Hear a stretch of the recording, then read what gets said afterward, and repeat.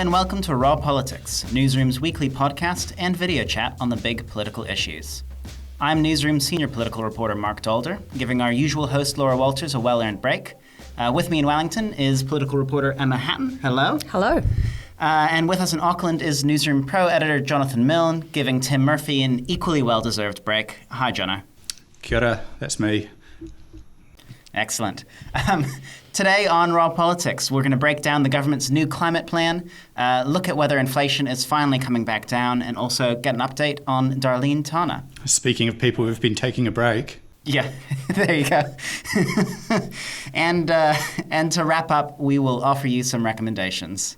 Doing less with more. That's how I described the government's proposed emissions reduction plan in an analysis that I wrote quite late on Tuesday night. After scrapping much of Labour's climate policy and changing tack to a so-called least cost approach, the government's now found itself with a climate plan that turns out to cost the same as Labour's, but fails to meet our emissions targets. So what's this all about? I'll give everyone the breakdown. The Zero Carbon Act, you may remember, passed in 2019, did quite a few things. One of them was it gave us some targets for 2050, some targets for methane in agriculture and waste, and then for all of our other greenhouse gases, those need to hit net zero by 2050. It also created a system of emissions budgets every 5 years that step us down to those 2050 targets, and the government's legally required to create emissions reduction plans to meet each of those budgets. So the plan that's been proposed by the government today covers 2026 to 2030, that budget there. It's our second emissions reduction budget and our second emissions reduction plan. And the government's proposals here are quite light in terms of government intervention compared to Labour, which had quite a few different policies of subsidies and regulation and so on.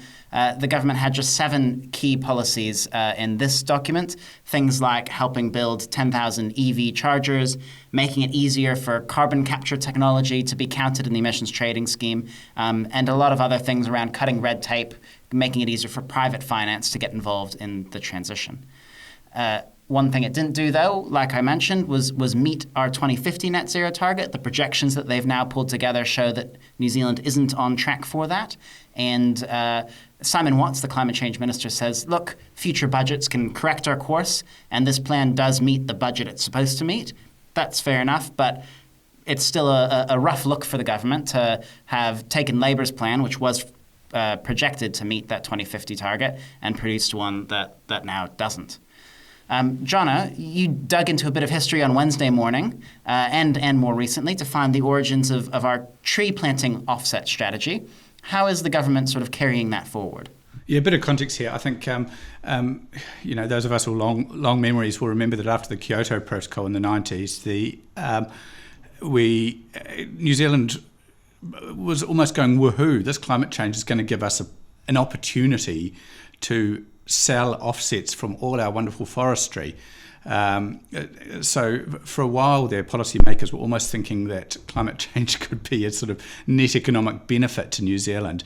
Now that illusion, I think, quickly disappeared as people did the numbers a little bit more closely. And also as we saw the actual direct impact of the inclusion of plantation forestry in emissions trading and the incentives that were, the false incentives that were created for sheep farmers to convert their hilly countryside to pine plantations. As we saw the devastation caused by debris from pine washing down into places like Tolaga Bay and last year's Cyclone Gabriel. I think we quickly realised that vast amounts of pine planting isn't really sustainable, and you've got to keep it there as well. In order to benefit from the offsets, you've got to keep the plantations there rather than sort of growing some trees and cutting them down and building houses there instead. So it's quite a bind for future generations. I talked yesterday, well, actually I had a text message exchange with him because he was sitting in transit in Dubai, with a bloke called David Rhodes. Now, nearly a quarter of a century ago, he was a policy advisor to the Ministry of Forestry and Agriculture, as it was then. And he was one of the people who wrote a report for the United Nations saying, hey, New Zealand could do really well out of exporting our carbon credits. We can be a really effective carbon sink for the world. and we should be planting more pine trees. That seemed well and good then. 25 years later, as it is now, I came back to him because this is when the government has just essentially returned to that belief that that forestry offsets can be a big part of New Zealand's solution alongside reducing emissions. And I talked to David Rose, and he said, well, yes, I still think we should be planting more pine trees, more forests. And bear in mind that until last year he was the chief executive of the Forest Owners Association, so you might say he would say that. But even this champion of pine forestry as a carbon sink, even he acknowledges that still the priority, he says, has to be carbon emissions. And I'm not sure, I mean, you tell me what you think, Mark, but I'm not sure that the government is getting that. Yeah, the government has taken what it's called a net-based approach, so where Labour and the advice of the Climate Change Commission sort of suggested there should be a focus on reducing that pollution first, and then using offsets and carbon removals and sequestration to clean up the remainder. The government said, look, a ton of carbon dioxide that's never emitted is the same as a ton of carbon dioxide that's emitted and then sucked down by trees. So we're going to treat it completely equally. And if we get to 2050 and we've still got a lot of fossil fuels, but we've got a lot of trees, and so we're still net zero, that's fine by us. At the same time, though, they are recognizing that there are some negative sort of economic and environmental impacts from pine forestry. So they've got a policy in that plan as well to limit the planting of exotic forestry, pines, basically, on highly productive farmland. How that will all kind of work itself out through the market of the ETS, I guess we'll see, and I'm sure the Climate Change Commission will be advising on it, and we'll get lots of submissions through this consultation process as well. But it is a noted sort of change in tack from, yes, forestry has a role to play, but the priority should be on reducing emissions, to we're agnostic as to whether it's emissions reductions or carbon removals. On a different sector, Emma, the climate plan barely mentions transport. To be fair, it has a couple of those key policies are touching on transport, like building out those EV charging networks and also building new public transport. But the technical annex, if you go through and read that, says that the public transport emissions reductions are probably going to be cancelled out by all the new roads that the government's building. Is this surprising from Transport Minister Simeon Brown? No, it's not surprising. And like you two have just been speaking about, the assumption here is that whatever is done, whatever decisions are made in an effort to boost, economic prosperity, new roads, people get places faster, people can get more jobs done in a day, that kind of thing, can be offset by planting more pine trees and using that ETS as the main tool for kind of balancing out. And the focus is not on reducing emissions as a whole through that transport sector. And obviously transport is a huge contributor to our total emissions base. So it's not surprising. And I mean, I think the priority there around building the EV chargers or enabling the build of the EV chargers, I think is actually the wording there. Assumes that EV range anxiety is kind of the main reason why people aren't buying EVs at the moment. And I think it'll be interesting to see as those EV charging stations start to be built or be enabled to be built, whether that does actually play out, because people that I've spoken to and work that I've done suggests that obviously range anxiety is one aspect. It's not the only thing that's stopping people from switching to an EV. Yeah, and I guess one of those things is cost as well. We've seen that with the cancellation of the clean car discount, the number of EVs that are being bought has really plummeted. And the emissions impact of that has been factored into this modelling. It found between the clean car discount and the previous government subsidies for industry, cancelling those means emissions will be about 4.5 million tonnes higher in the second half of this decade than they would have been otherwise. So it has had a big impact there. I guess I also want to bring some of the politics into this question.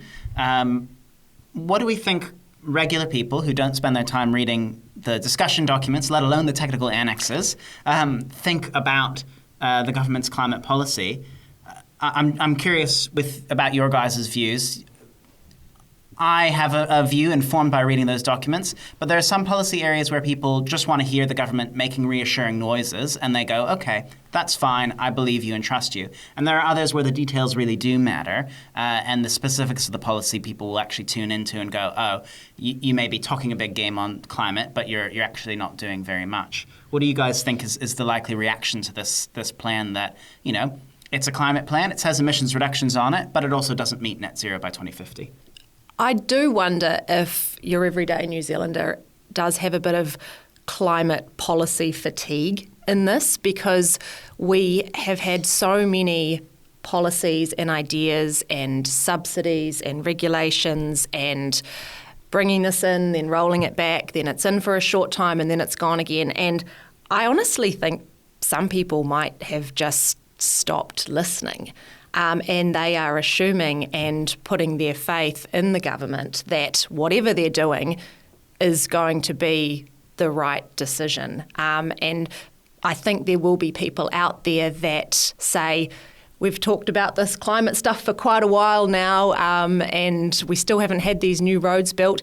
And that's a tangible thing that they can look forward to, and they can enjoy driving on their new road. And that's not to be facetious, or that is genuinely going to be good for people in the way that they live their lives. So I do think that, potentially we're up to the second emissions reductions plan, the second budget. It goes through a draft consultation, then there's public consultation, then there's a final version. There's, a plethora of news stories and analyses that come out, and maybe your average person is a bit tired. So I think that people care, definitely. Whether they are as involved in the detail as we might expect people should be or could be, not sure about that one. What about you, Jono? You're a regular EV driver. Do you think that people are very involved? This regular person reckons that he charges his EV at home, so not overly excited about the rollout of a whole bunch of fast chargers around the country. I think most EV users are the same. However, what I would say is it is going to be of greater interest to corporates, to rental car firms. I know that there are a bunch of rental car firms that ordered a whole lot of EVs, then return them to the vendors because they realised that customers wouldn't drive them because of range anxiety. Commercial fleets, rental fleets, this is actually going to be useful to them for people who are hitting the road for a bit longer. Yeah. And Emma, that's a really interesting point as well. I often make in my head comparisons between COVID and climate change in terms of, very big issues that require quite a lot of coordination across society and government. And that was something we saw that happen with COVID, right? Eventually people got COVID fatigue. Not in the sense of long COVID fatigue, but that happened, of course, quite a bit too. But of the policy fatigue, right? Even though people were still concerned about COVID, felt like it was important, the continual policy aspect was eventually just tuned out a little bit. And the difficulty with climate change, of course, is this is the second emissions reduction plan, but we've got 4 or 5 more to go till we get to 2050, and who knows what comes after that. So how does the government and how do media make sure that people don't tune it out just because it sounds kind of familiar, because each one is kind of important on its own merits? One more quick and important point. Simon Watt said the other day that he didn't want to focus on emissions at the expense of GDP. He didn't want it to come at a cost to our GDP. Hello? Nothing threatens our GDP more long term than the actual impacts of climate change. Never mind emissions reductions. Climate change itself is what the real threat is to GDP. Close but no cigar. That's what the Reserve Bank may be thinking as it looks at the latest inflation figures released on Wednesday morning. Annual inflation was 3.3%, so close to falling within the target band of 1 to 3%, but not quite there. Speaking of cigars, it was tobacco as well as rent and insurance that was behind the bulk of the non-tradable inflation over the past year. That overall figure sat at 5.4%, so higher than the headline CPI figure.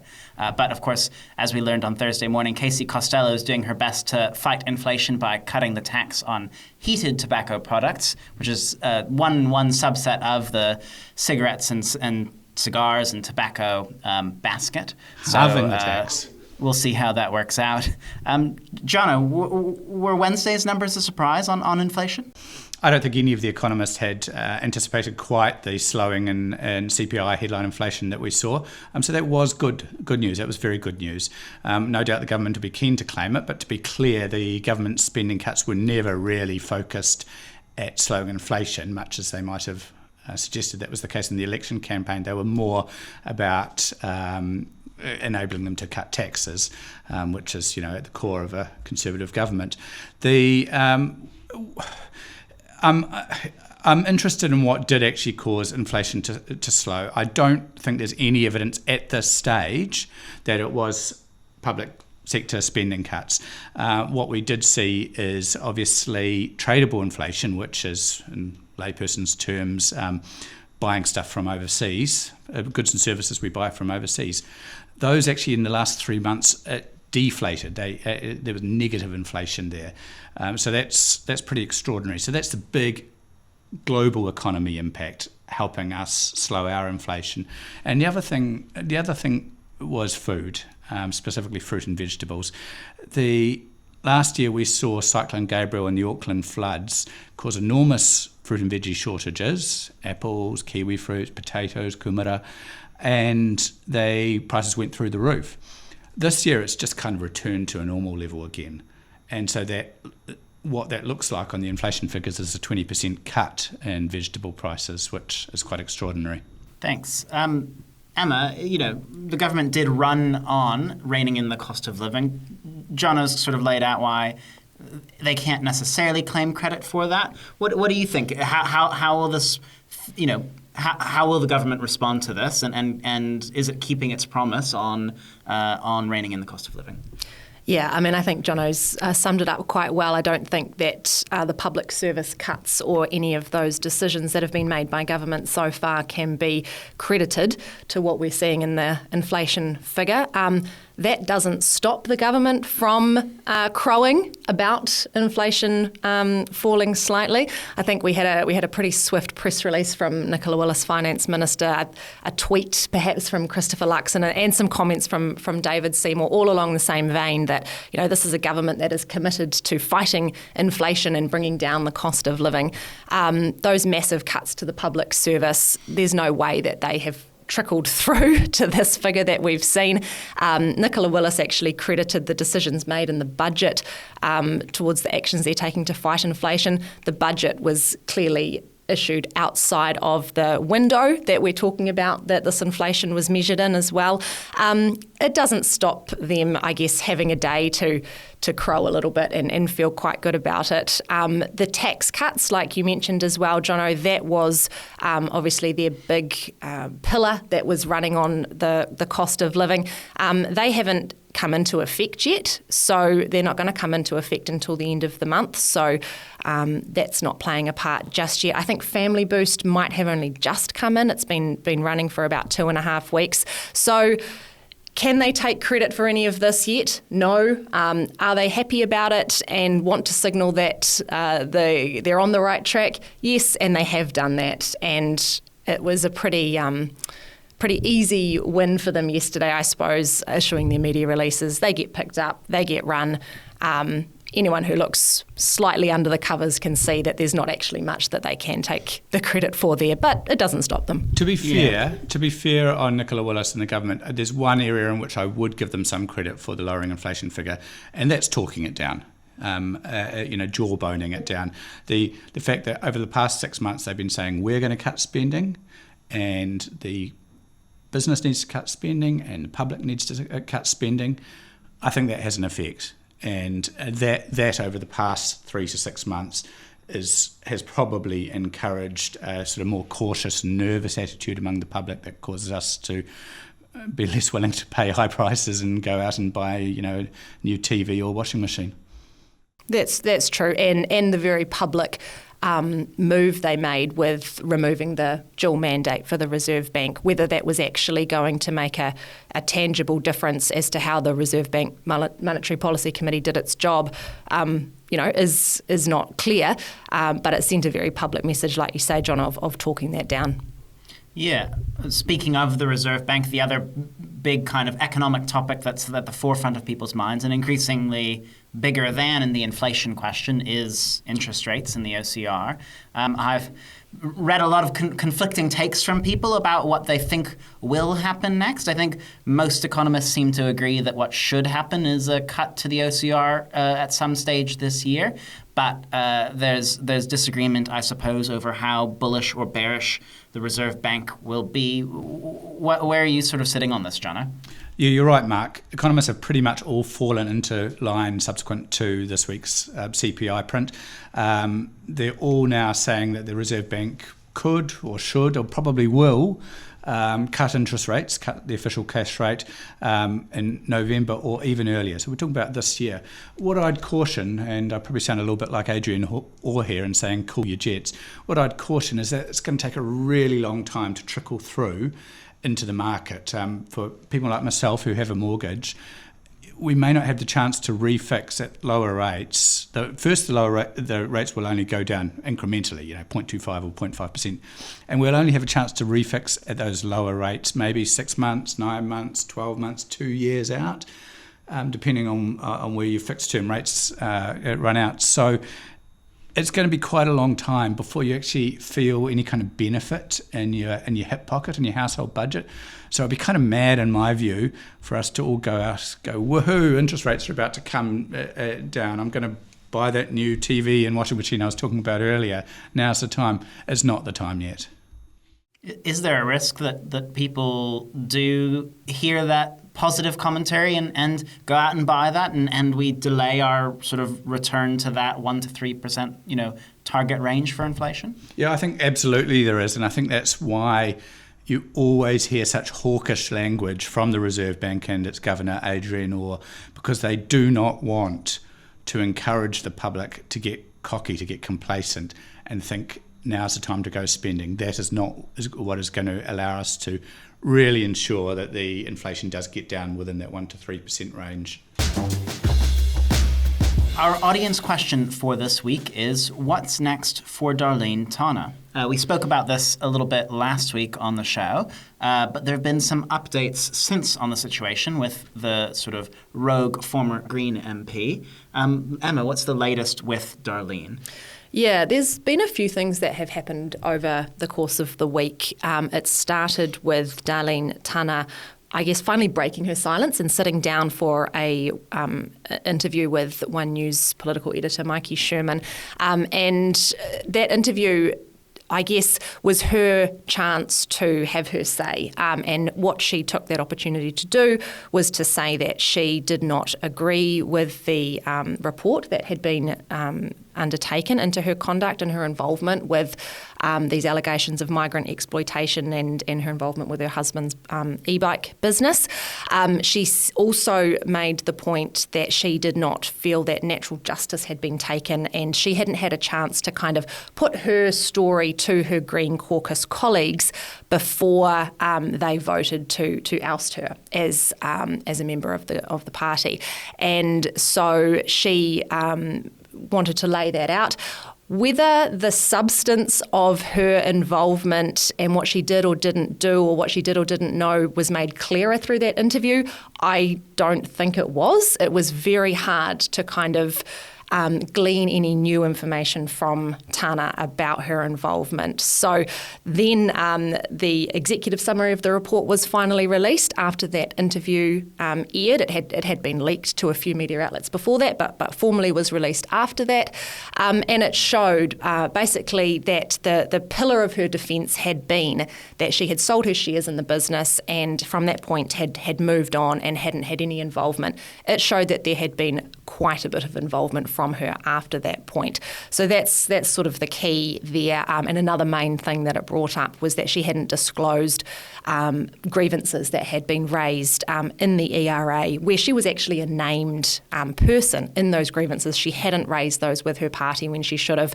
And in the interview, she talked around that, saying at the time she had been at Waitangi, she was a host there, and she was looking after the visitors, and she was busy washing the dishes. So didn't really feel like it stacked up there. She has not, as of recording time on a Thursday morning, she has not resigned from Parliament, so she remains an independent MP. Parliament comes back next week and it'll be its first sitting day after a recess block on Tuesday. So I guess that's sort of it seems like a bit of a deadline. Is she going to come back and sit in Parliament as an independent MP, or is she going to make her decision before that? The other thing is that the e-bike business in question has since gone into liquidation as well. So quite a bit unfolding in this this saga. It really is a saga. It has been going on for such a long time now, and it makes me wonder, Mark, what does this mean for the Green Party and the Greens and Chloe Swarbrick? She's only really, newly in this role, and this is her first big test. How's it all playing out for them? Yeah, I mean, we spoke last week about whether this was finally over for the Greens, this lengthy rough patch for them, and concluded not until we get some solid answers from Darlene and not until that report was released. Well, we've got the executive summary now. It answers some questions for us, but really we still don't know whether there will be an MP sitting in the backbenches, just a couple seats away from the Greens, hurling accusations at them for the rest of the term, or whether she'll go quietly and some new 15th or 16th on the list MP will pop up in her place. Yeah, I mean, the previous times we've seen this with MPs that have gone rogue from their party and have decided to stay on as independents, they haven't exactly made their mark, have they? They have come and they've sit quietly in the back. They've maybe got one or two questions in during question time, and then we forget about them. There was that guy, Winston Peters, about 30 years ago. He did all right. There's always an exception to the rule. Yeah. Let's wrap things up with some recommendations. Something that you watched, read, or listened to this week that you enjoyed. Emma, I'll start with you. Yeah, I'll recommend that sit-down that Mikey Sherman did, the exclusive sit-down with Darlene Tana. There's an extended version on One News's website, and Sherman asks some really probing and some good questions. Whether Darlene answers them, leave you to decide once you've watched it, but definitely worth a watch. My recommendation for this week is from hated rival Eloise Gibson at RNZ, their climate correspondent, who had a very good scoop on the government considering rolling back insulation regulations. Eloise and I frequently correspond, entirely complimentary, and there's zero passive aggression behind it at all. We want the best for each other, and she did a very good job this week. It's very noble of you. Yeah. And Jono, what was your recommendation? Look, since I wrote on Tuesday morning about the J.D. Vance-Peter Thiel nexus and how it's going to impact on small trading nations like New Zealand, everyone from CBS to Forbes and even our former Prime Minister Helen Clark have kind of jumped up on this point. There is concern about the impact of the Trump-Vance administration, which looks increasingly likely. Their enthusiasm for trade wars. We already know they're out after China, and just today Trump has announced that if Taiwan is going to keep on stealing America's silicon chip market as he sees it, then he can't guarantee that America will come to Taiwan's defense in the event of Chinese aggression. So it's all getting a little bit ugly. So my recommendation is from The Economist. It's a piece called Tech Bros Love J.D. Vance. Many CEOs are scared stiff. And it makes the point that the threat to trade and multilateral rules is pretty scary. That's it from Raw Politics for this week. Thank you to our producer, Dave Filoi-Ali'i, and our readers, listeners, and viewers. Please send any burning questions you have to laura.walters@newsroom.co.nz. You can find us next week here on YouTube or wherever you get your podcasts.